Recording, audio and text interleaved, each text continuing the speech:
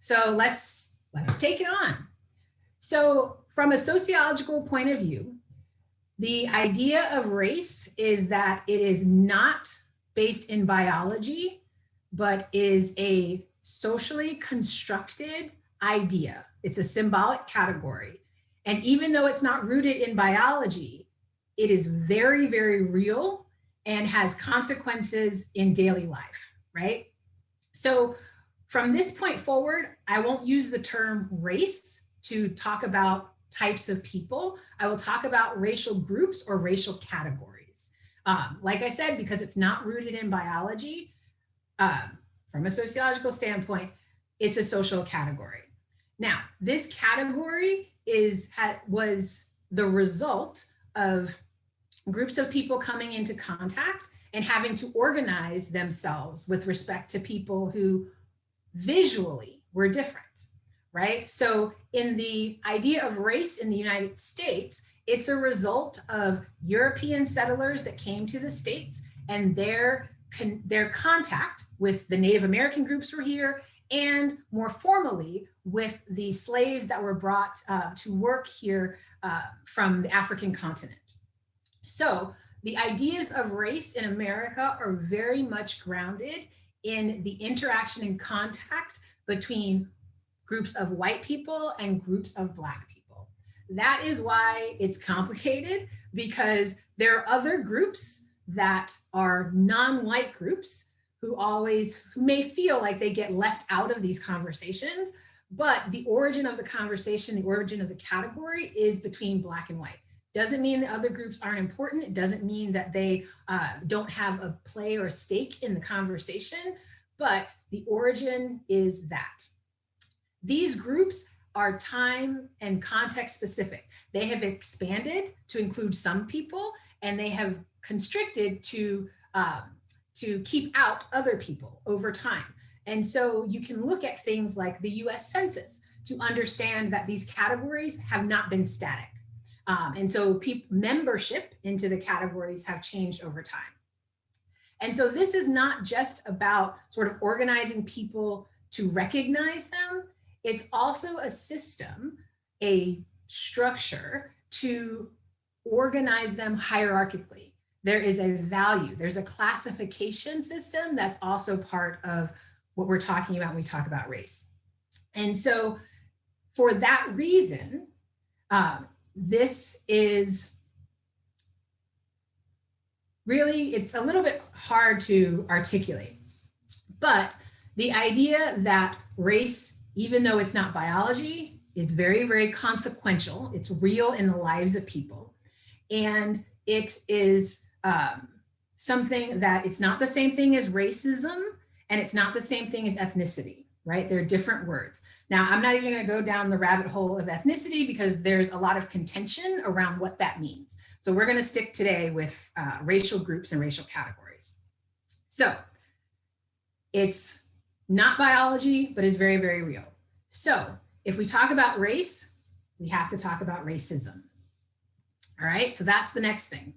So racism, and particularly when we're talking about systemic racism. So racism is power plus prejudice together creating a system of inequality. And this system is organized around what we just talked about, those racial categories and groups, right? So that's the fundamental basis of the system. And so racism is prejudice towards racial groups and social and institutional power, right? So it's embedded in our systems, government, laws, schools, all of our institutions and social dimensions of our world. And it is a system that advantages one racial group and disadvantages or oppresses another racial group. So racism as a system is not only about distinction, but it's really about power. And as a system, it's not about people's attitudes. You have to have the power element as well. And American racism, when we're talking about racism in the United States, it's a system that is created to generate inequalities with the basis of that system, the norm of that system being white racial groups or white groups, and everybody else in relation to that group, right? So that's what people are talking about when they're talking about white supremacy or white systems.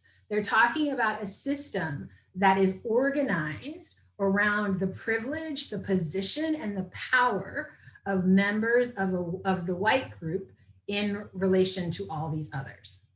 Now, if you think of the case of Japan, right? So people are always asking, does racism exist in Japan? And if you think of it as a system of power and prejudice towards a particular group that's identified by a racial group, then yes, we do have racism in Japan.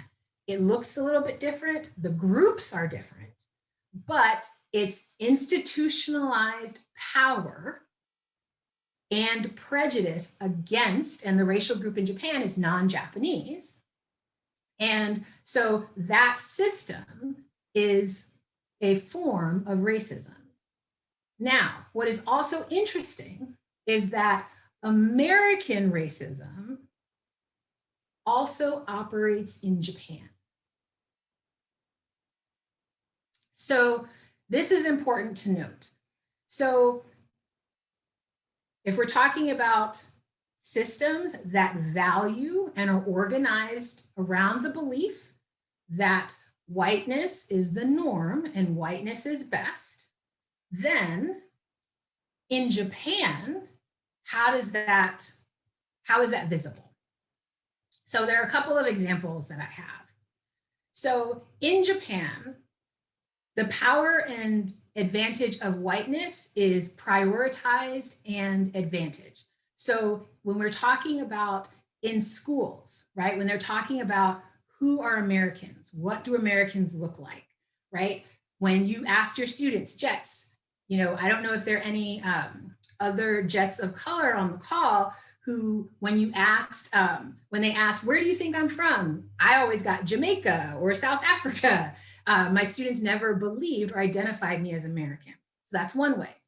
When we look at biracial figures in Japan, even though there's general lack of acceptance for biracial individuals in Japan, there is more acceptance when the biracial part of the biracial is white than Black or any other groups, right? And so we could see that in some of the high profile figures in the bullying that Naomi Osaka got when she rose to prominence, some others, the Japanese Miss Universe contestant who won the year, there's examples of this, right? And if you look at things like employment systems, there are systems where names, so people's names sort of trigger assumptions about who those people are, what they look like, what their qualifications are. And so those are just a couple of ways in which racism and American racism might play out in Japan. So I know it's really, really complicated. There's so much more to talk about, but I think it's important to recognize that Japan has its own system of power and prejudice, and also the existence of American forms of racism also exist in Japan.